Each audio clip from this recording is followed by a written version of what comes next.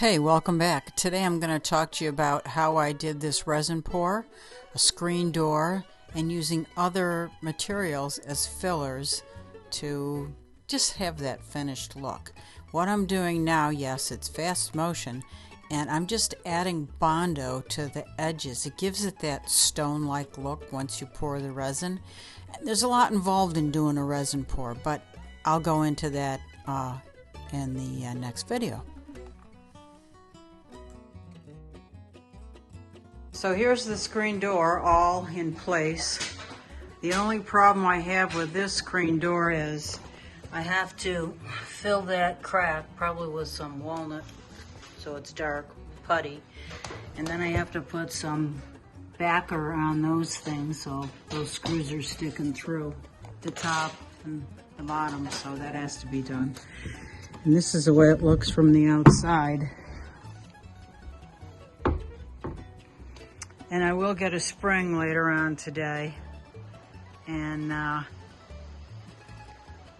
attach the spring so it sucks the door in closed, and get a, not a handle like this, but just a regular handle and a latch for the inside and the outside, so the wind doesn't catch it and blow it open.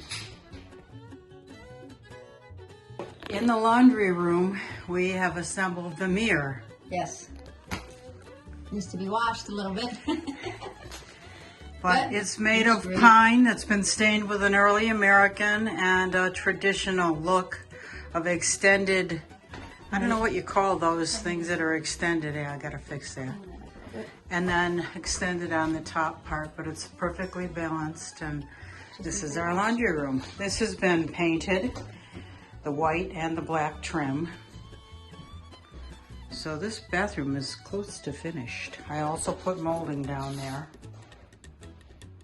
So some days were about elbow grease, and this thing was pretty filthy. And I'm in the process of cleaning it. I've cleaned it once already, and I have no idea what this was for. Maybe it helped.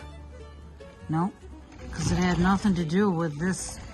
It had nothing to do with the only door that opens. This door back here is stationary, so, and that appears to be the track, so I have no idea why that's there. If anybody knows, put it in the comments.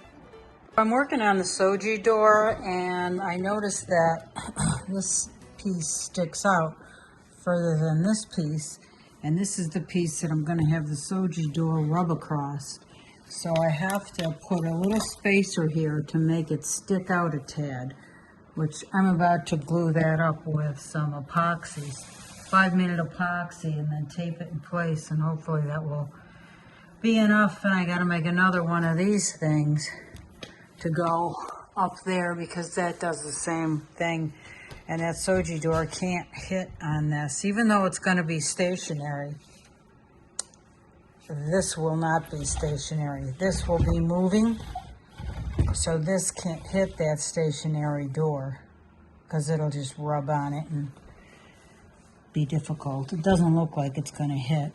Possibly I could pry this away a little. That is a possibility.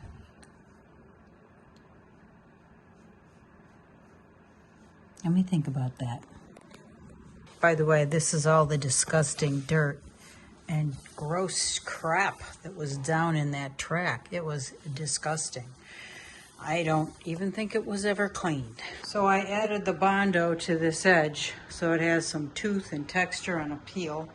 Kind of looks like stone. I did it all the way around the whole edge, even back there and in there. And the stove goes in this area here. So I just did a little touch up, because you could probably see it from there. And then around this whole edge. The next step is painting. So I'll be painting this entire surface with a black oil-based paint. So it's Formica, so it's gonna seal regardless. But it'll help it when I put the first coat of resin on it. And I'll just keep this plastic here in place and just sand the Bondo once it's fully dried later, and then start with a resin pour. it.